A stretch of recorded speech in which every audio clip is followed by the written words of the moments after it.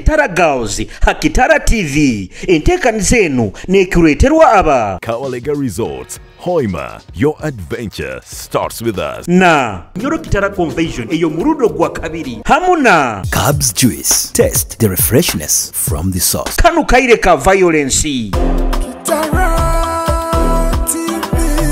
Alaha abantu bandora bantinywe nosanga ina family ye rweba gesa 12 nakwata nagenda hapo ku joint natumse kilo zezi ibiri mu bushekebwe mu chupa ze nkamukaga na kabebi akabebe akaruka omugana nekiyalekereyo mukene omukazi namuterere simu namugamba we warali mbaire bojo mukubika tutaina baitu nankanya mu byamiroho busera biki omukazi angetampa kitini satara akikuhata iwe wenye ebyokora kamu value wingine Kitara TV, Kwegesa, Kumanyisa.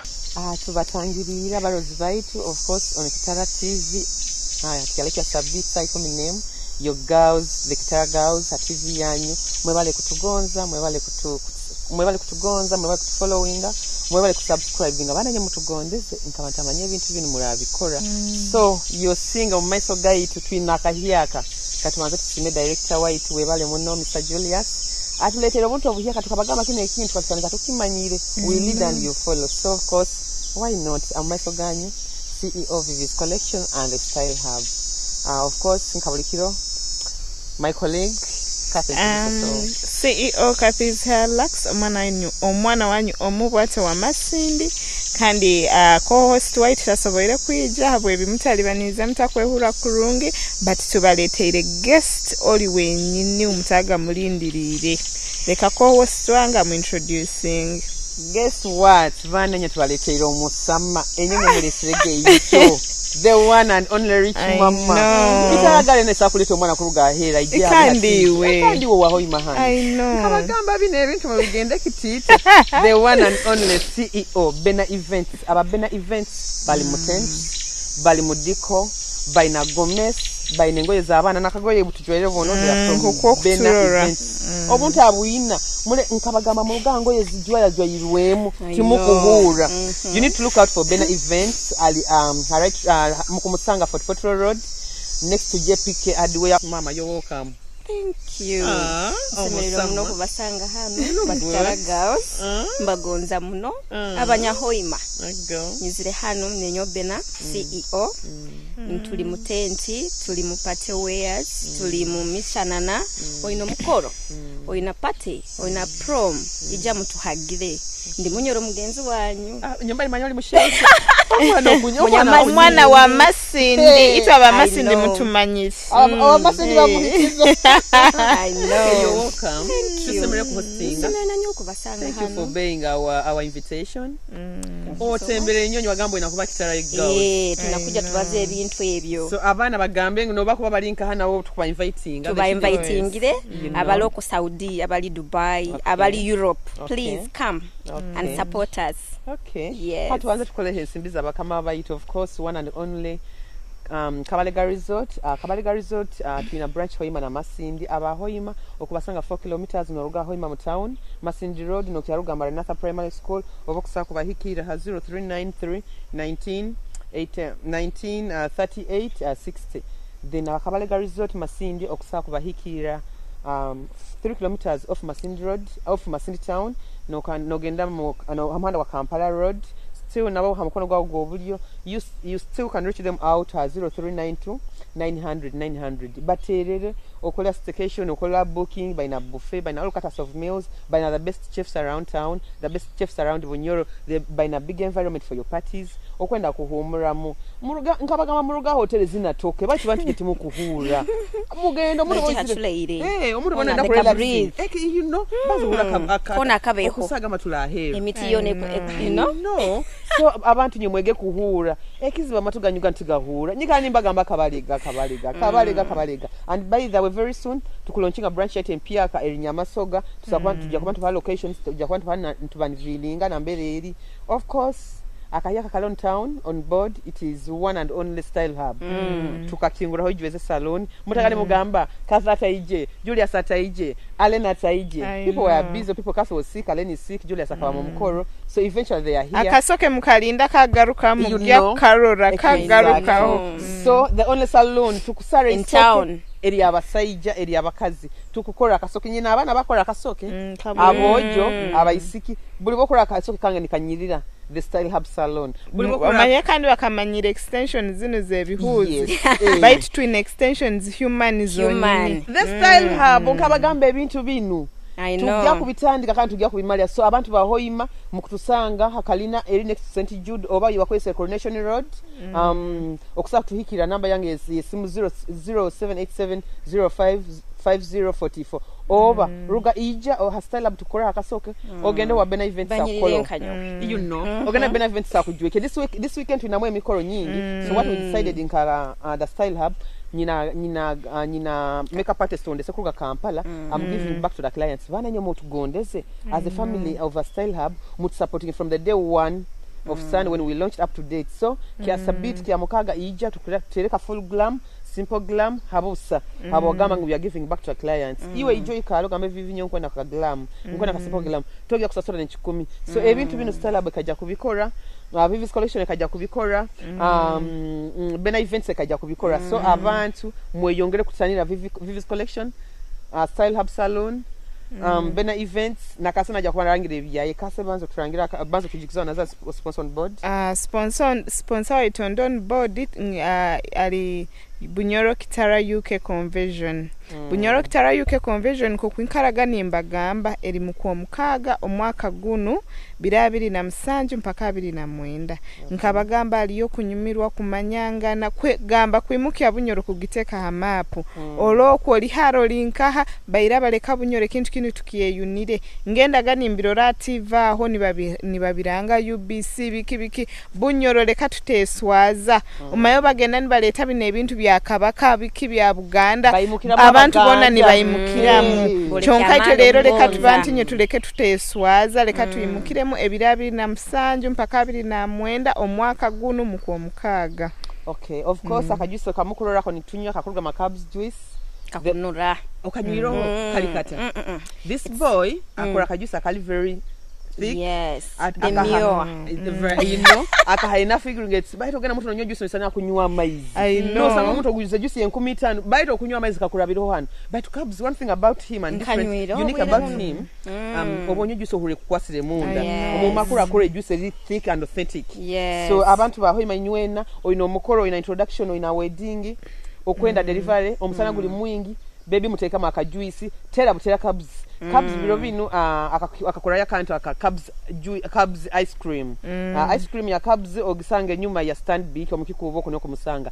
Then Cubs juice akasigale mu Central Market.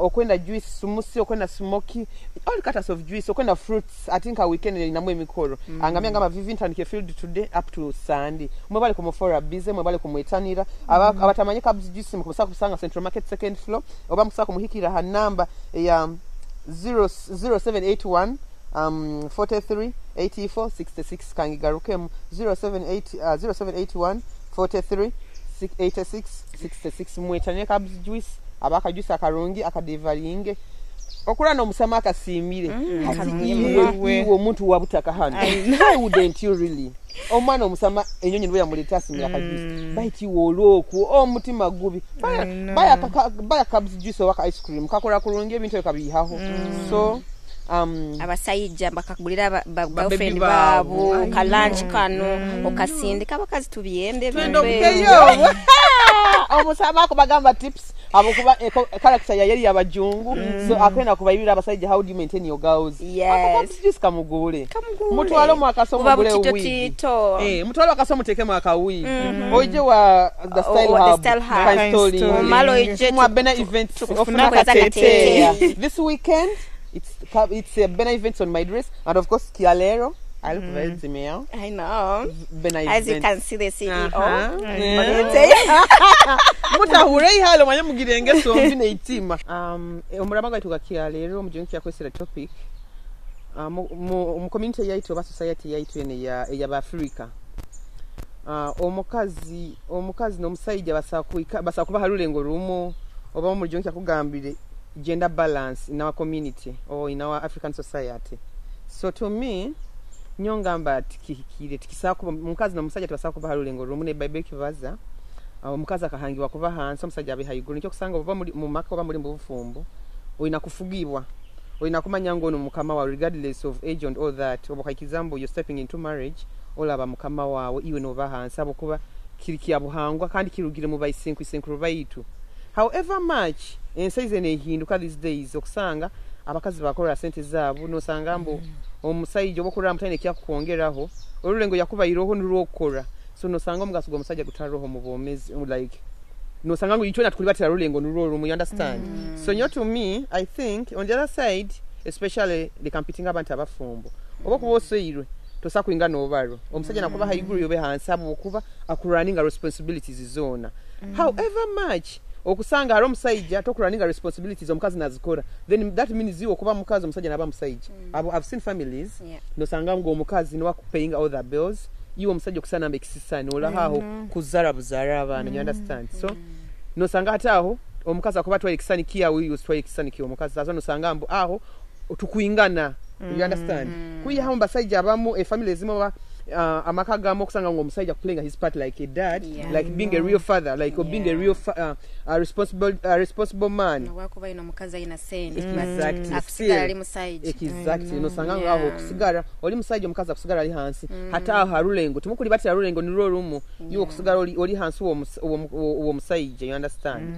So Cathete manyire what is your view about that? Nyo hakinteke of course musajja asigara ali musajja buli kino nkibagamba chonka hati ekintu kino kya gender equality o kuba inywena numwingana ingana mbufumbo kisinzira enyerabya yo musajja most omusajja for real haba kuba togenda kungama mutoine kiyokora mu maka abane fizi nkuzesasulira buli kimu kyona okeranye nkyakara nolya notamanya sente zirugire nkaha abana bakusoma tomanyire alaba sajja baitha abatamanye no mwana wata mu classic nkugambina abana bagarukira somero this week and the other week bato kusanga bakazi bona bali stressed abana bafunika school fees and yet abana baina bayise yes omusajja ali mubara kunyumirwa so ekingamba yes of course a man is always a man chonka kantu kali kasigara muno gamba mali omusajja nborano yenda respect egyo nti niwe isemaka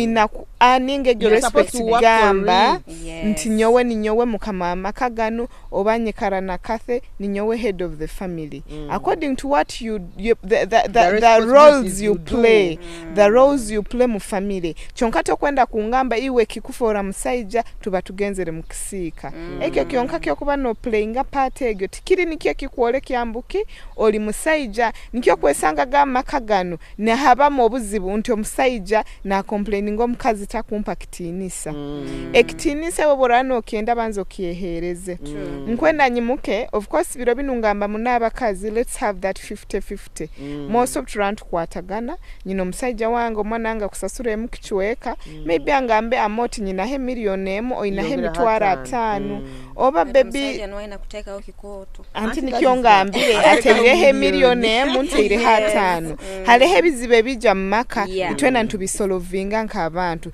chonka bokuba buli kimukyona nokindekera trust me na nyondi mwana womuntu so tugenda mugenda basajja nyo mututeka mekiniga inda togenda ku toine kiyompa ogaruke kiro ondabya mama iso hati nkurabya megali because at the end of the day respect yona ogyehiroho toine kiyo kunyamba halaba sajja garuka na genda mu kitchen natoze byokulya takwairege na 10 chonka kwenda kuja kuli kandi alaba sajja bamanyire ataliya kubi akwenda kulia kubi aina kulia akameza takalekero banti nyo tukirize twange me am speaking out of experience omusajja wange bwale kaka center kangamba moti nseire sente zina asimu tugia kulia kino bojo gonze mbaire mnyine bimubihirirwe I feel like my man has taken over he has done his part ohura na kugamba baby kana kanto maybe kine kintu kankiyongerezo oba kinu kankite kwegamba norora mbu mali oino musajja chonka baitu togenda kusaba gender equality mbitwe na tubeitwe na nitwe iwe no wera byanko mukazi nyonko wera byanko musaije because trust me abakazi biro bino tuno mlingo tukutoza sente nka abasaije tukuzitoza tukuyiriba tukutoza sente hatogenda kwesanga emite kwijo baba isikitwa abaloho abakazi abaloho ogenda kwesanga percentage eri nyingi nti abasaija abakazi baitu kubasinge sente okura so omusajja wokubote kambire nawe kufayo mbucheke bwawe because other men bagirobo obuntu nti katha kwesobora no bwaba ina ekikumike arakiriya wenka amanyire katha kwesobora baitu naiwe niyo capacity akasente katito ko ofunire kabani kongera okwoleka nti oli musaija kanyuma ko musajja kongera izo bojo kanyuma banti mwe bojo nyono kubanga ngenzere mu saloon Vivian angambire ka extension ke mitwaro musanje nina he mitwaro nankagamba baby akiki nkwenda he mitwaro esatu urgently agimpaire I feel my man gonza mbuchekebwe nindora he's adding something nabeke gender equality nyekintu kingibaza oleka itwena tube mali nutufayo nkabasaija borano enda respect gi ani naitwa abakazi twihe mugakire osangwa mukazi ina sente omusajja na wakufayo mbuchekebwe because at the end of the day we are not going to leave our men because tubakira sente yes baitu nosanga omukazi na wali muzibu muno omukazi takugambwa omusajja kumurangira omusajja akora kino bwakulye byokulya kaiguta onamugamba oigusireira oliremere omanyire herugire nabwekyo nanyo abakazi mwegengere yokwata omusajja bwawo mbucheke bwabo baitu tikikwihawo kiri naye omusajja urano enda respect ani kolera bafayo obuntu butito obonyo omusajja afayo mbucheke bwo hura naye wamani ngakugarukamu for real you feel the world is yours yes manager Bena event CEO nyongya kuongereza obongereza otingenda kuba nyauka ine hali inyo kintu kimukubaza onti omusajja sigala ali musajja nti baitu kandi wokubona oyendowe musajja omurungi omukazi wawe akugonza ku ekitinisa you need to earn for it sakuba ni nkora ati tutona tuli basi tukukora na mani nti sakufuna musajja wange kangambe nka director ego ebitu bino yala walanganyira then sakuba ni msinga makasente let me just say like that naye bwakuba nankwata kurungi nti ngenda kumweze ekitinisa kiyayi you know men they need to know nti omukazi wena oba ina oba taina as long as okumwa that respect okuoleka nti mukatito koina ngero labalize ani kate ngera abalize nti nsakuba nyina baiti wakatito ko kubonyongera izonko musajja kakuba ni kansemeza mu kuba ningama nti omusajja wanga koraki afayo abana tuli bazaire you know school fees ikira abakazi tukutoba omusajja nabo kandi naziteka mbwenzi muno omukazi ogo tampakitinisa omukazi ogo kino but there are some men abamanyire omugaso gwo kuba nti this is my woman this is my family kandolere family yango omusajja ogo akwendebe kitinisa wokuba otaine kyokora muka of course you don't need even to earn that kitinisa for what are you doing so nibyebyo ekizibu kyabasajja obaika kuli let's say bedroom bobatekeza that's what makes them a man really wakwika kula kakufumbata na rolera kimu aho nuwe it's his role but trust me it better. Goes beyond that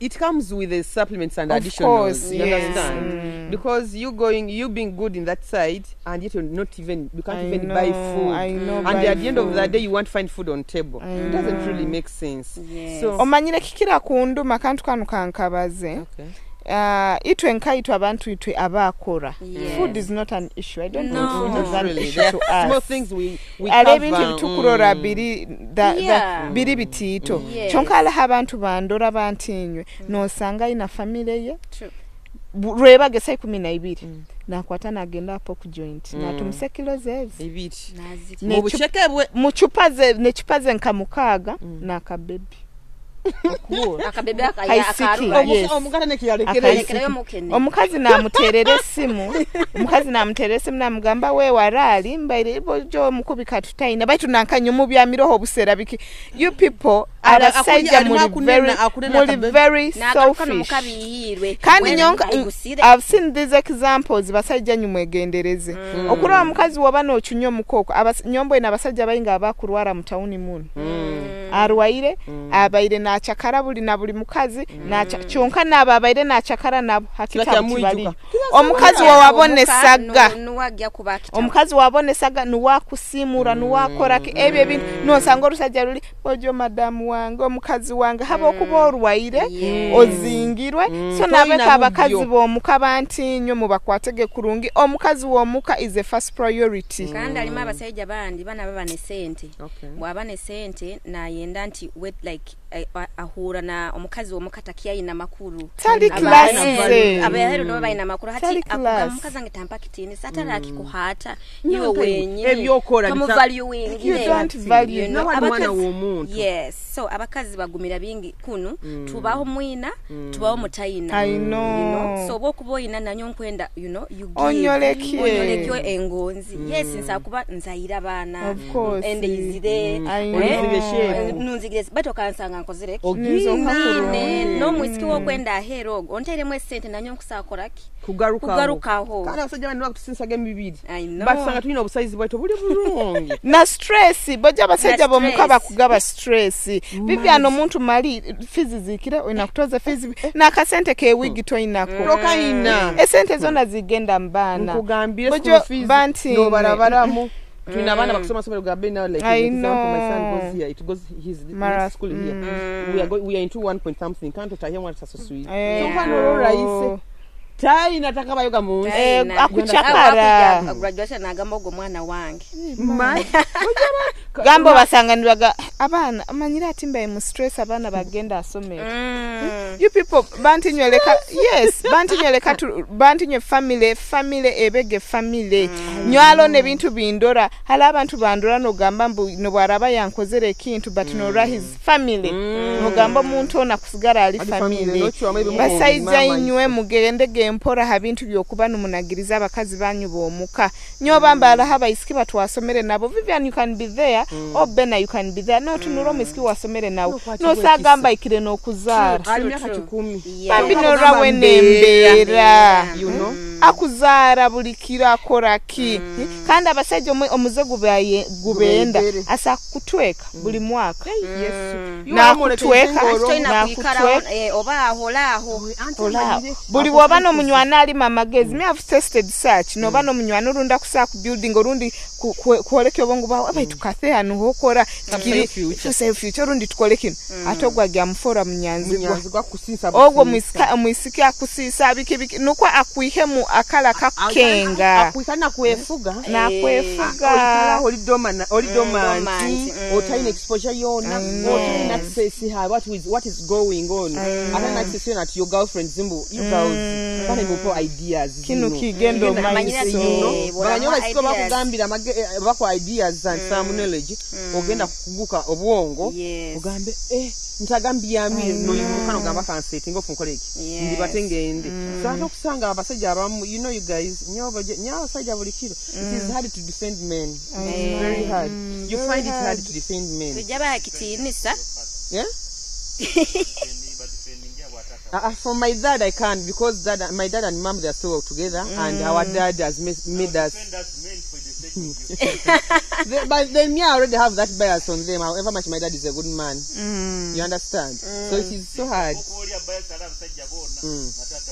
What to bias to gamba of course not all men are bad okura tukubaterera nti kathebora abanyino musajja wange hale ebintu byina kuhindura munukwa aninge some respect eri more than that I give him niko tutayingana tutalibatira haki mulekege boje nyekinduma nikyo kwesiganganiza nti kathaine sente nyo omutwaro tingia gumuha obe mitwaro tingia gumuha boje kumuha yakinagena nazikara mnali apoka nawe ajeberongo nawe na responsibility chonka bogamba mbo kweferiza majaba kazi twena muno kweferiza no gamba wewe abana bange bano kamba gule akagoye abana bange family zo mwaitu we have mothers we have our sisters bojo sahimu msaje na rambo akwamba you've tried or you're doing the best when I take example you're doing better you don't want addition yes and you need addition we totally need honey obusente obo tukuwendera kimu bantu akabaka kukaba utokenda bantu nye mukimanyire busawo musajja munsi munayenda respecting ko musajja ta irresponsible bantinyo omusajja taso irresponsible nuwo muntu osana okola baitu nanka nagam onsio moizi barugaho waya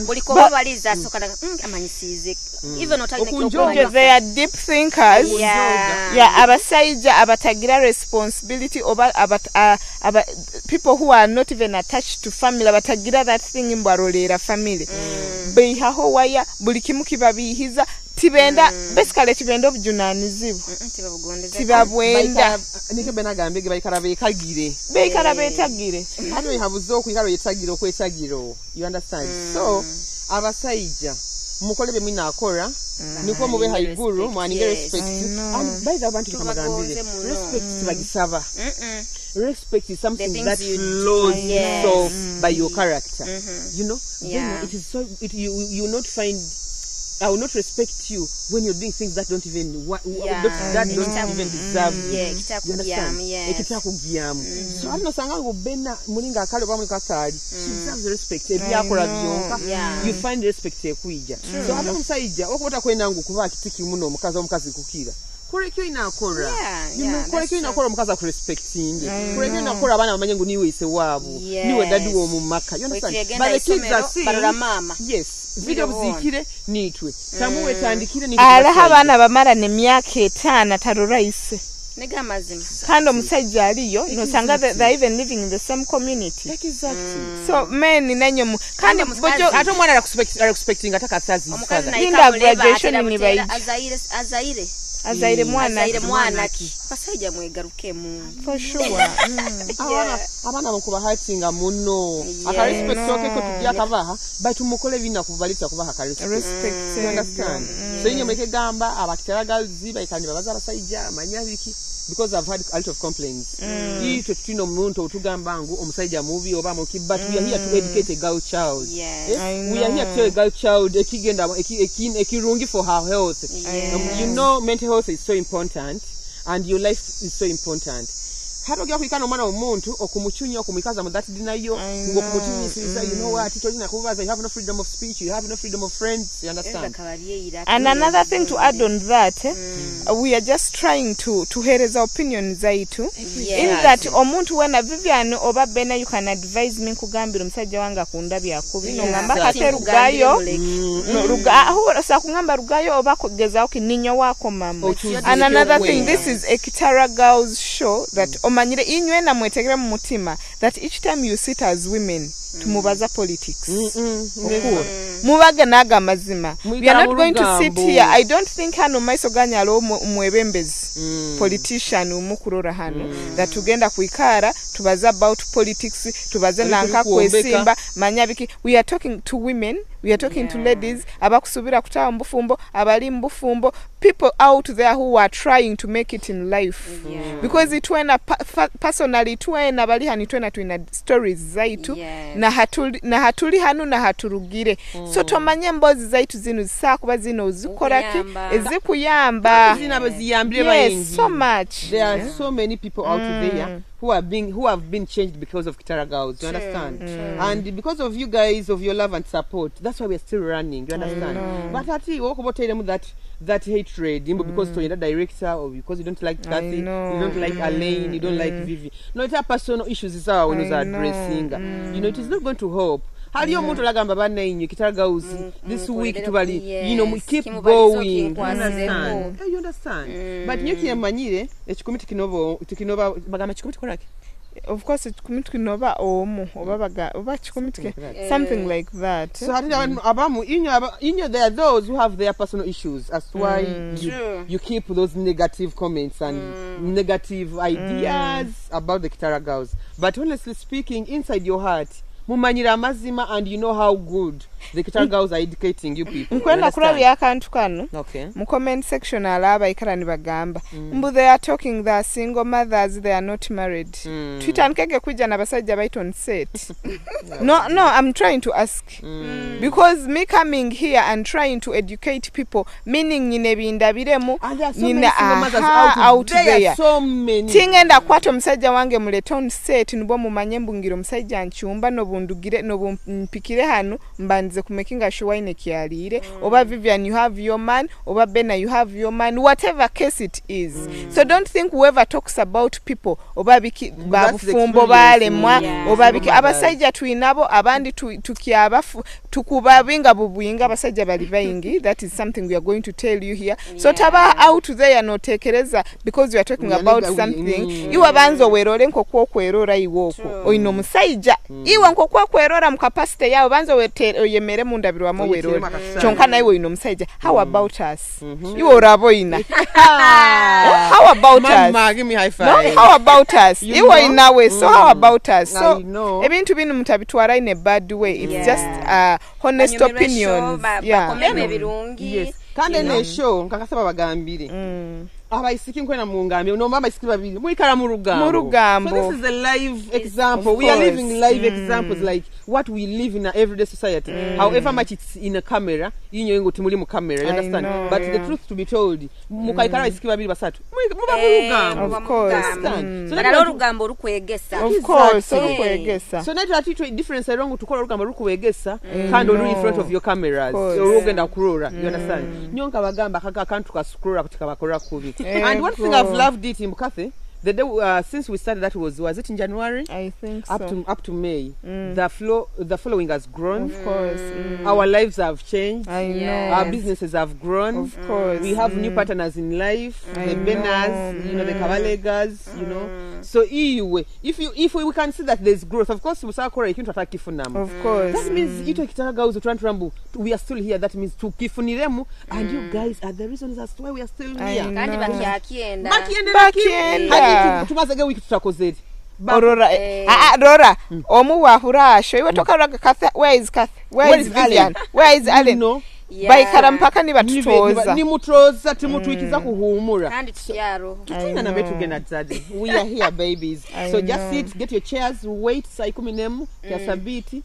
Genda Kitara TV on your YouTube, scroll. Watching, I mean, I've already told people bana nyo mwina habita mwugenda ni mukora mukutema clips ni musharing abo bantu hali mutabalizeka point kati tono kwa no ka sharing ro muntu. I would request obanku basaba go check out the whole video from the YouTube omanye aka clip kanu kakaija mukata bantu nyo we are not mentally sick mutugenda kumara gabaze bigambo fa like that honestly. Go check out the kitandikire kita kintu kizire muga kita vivya kibalizega ataka faki balizega to ba lane you know niwo manyembu abasiki bakitara TV baina kibabalizeke kiti bali nyo clips omugani muri TikTok obutito obu tibune kibuku yamba gendo vinge the whole story ha YouTube manyembo the kitagazo bakabandi babazaki mwa cyo cyaro kikarubira hano you know ni hembo kandi mwongere pushinga shenu egende viral abantu abali Buganda bali nkaba manyenti naito twinayo abana bakuchikira bunyoro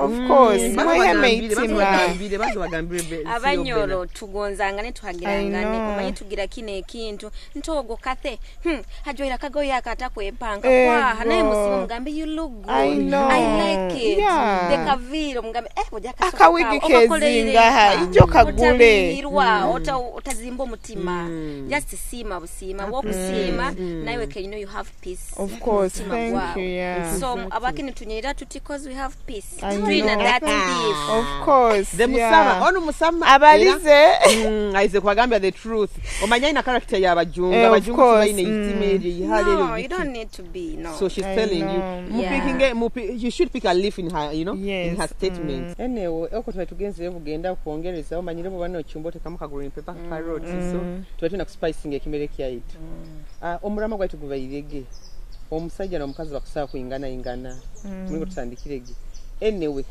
nyowe nkwenda kuhabuza kiki kiforo musajja kandi kiki kiforo mukazi to me hoba hankenga yange nyonka Vivian o kiforo musajja haraba sajja abamanyira abakuhuba mbi mpati nibajwale mpali no murajo ile mpali chonga atali musajja you understand so obujunanizibwa era ngamba bujunanizibwa niwo mforo musajja obujunanizibwa enyirabye ya mu bantu obujunanizibwa kuja na bintu bingi obukono obujunanizibwa for example oli musajja mufumbo yes omukazi okumurolera abana bakusoma bills ziri covered you know omukazi takuyo okay like tinga mangu takuyoya of course you try your best omubucheke bwawe tulika mangu omusajja alolera omuntu abaina kuba mboina abantu baina sente batakuhaba na sente you understand so sanga all sente azina kyokata ina bujunanizibwa but you omuntu aina sente otayina bujunanizibwa toli musajja okumala bwire empala kudwala zaabu sera tukweskati so okusanga all aina katitoka ye muntu yayinti namanyo bujunanizibwa na rolira ate ono notukubazaho ono omusajja otukumanyisa mbu oyina kuba haiguru omukazi abe haki baitu banongora bana sente okulolera ujunaniza tokubukola omukazi nakubaza kwe hubo mwawe mu office kumuha obuyambi omukazi nakubaza genda mu basirikale bona kumuha omuyambi omukazi nakwanza kutere simu kikakiona kuboleka muri mutasasura rent hati we toli musajja era umwisiko kubina musajja nkogo oyina kisajja kitakengeka you understand omusajja wenyine kikufora musajja bujunanizibwa kandi muleke kunkani mujoyana babantu omwana nakulibatira nakutere simu tutune byokulya aina kubanza kutereza majugo jamoti na majuga leke aina kubanza kuija tulisage na iwe hali ngumuhikinizo mukoro niko funeki okumuha ba musajja ina obujunanizibwa ora no ina kuba musajja wenyini. Be a man with a responsibility. Be a man of value. Be a man who knows to pay bills. Abasajja beira bakazi bakoraga. Abasajja beira. Osanga ina bakazi nka 10. Yes. And no woman would no man would complain. Na sigari musajja ne bamwekitini sakiye. Ata abantu basajja babeire benyini and of which biro bino batito. Ero misiko ko bino musajja nkogo baira bakwata ngikikwatika. Abo kubegeri gold. Abasajja babiro bino miswaswangule. You understand? Miswaswangule yenyini tibaina muramwa tibaina but at the end of the okona nko ekitinisa honestly you expect me ko ekitinisa you're not paying bills, you're not paying rent where you sleep, you're not taking care of your kid, you're not even paying fees of your kid nguyo nayo oli musajja okuvuga emotoko ojwa ile paline su tu okona omuntu omwana omuntu akwekitinisa so abasajja bakwenda tubahe respect abasajja abakwenda mbunyo ko ndompe ekitinisa be a man of responsibility ba musajja obujunanizwa.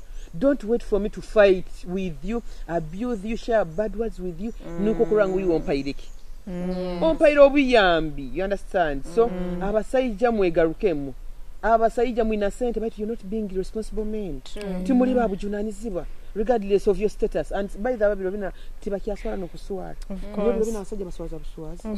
Like honestly speaking, there are men I know mukuswaza bakwasirena mukuswaza buswaza you understand abazaidi bange bwana kusindika ebyokulya ndi mwawe ngunayi oli musajja oli mwana wa ekitinisa ndakikuhanta nyimukire buli kimu kina nyaki yekolera okwenda nawe nko ekitinisa ki abana balangu tibaina nekiyokule nosagamba abana bali orphans yet oli yoko kwegonza you're driving you know best cars you're having best business and indeed can yeki maze kula abana inye these men with money are the men who are not being real men are the men without these are the men without responsibility who are not acting their responsibility abasajja abali hansi hanu nagati hanu norana afayo bambi n'omutima yes kutoze byokulya byomuka abana balanjala yes that's being responsible. Nyino musajja omanya mutawuno kwa asomba amaiza tutamaiza supplying amaizi mudu hamaduka gaitoko omusajja ona asomba amaiza agamba mukazi wange abana bange baito musajja na yerekereza yes na akukula atakusa kulire nyama mudala takusobola girira mudala ina kagura kakuota kayaja kasharinge n'abana so these are the men abatukubaza ngo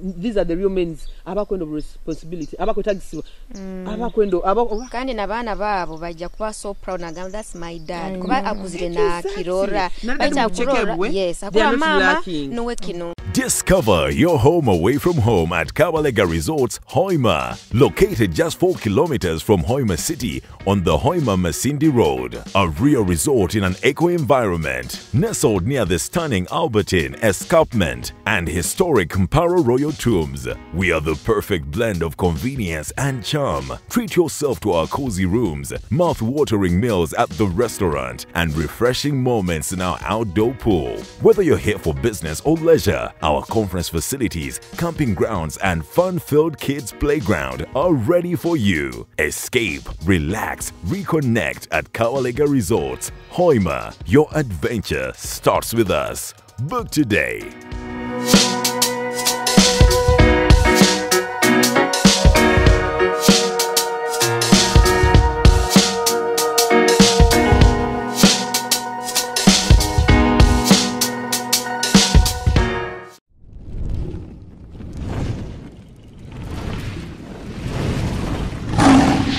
Kitara TV, Kwegesa, Kumanyisa.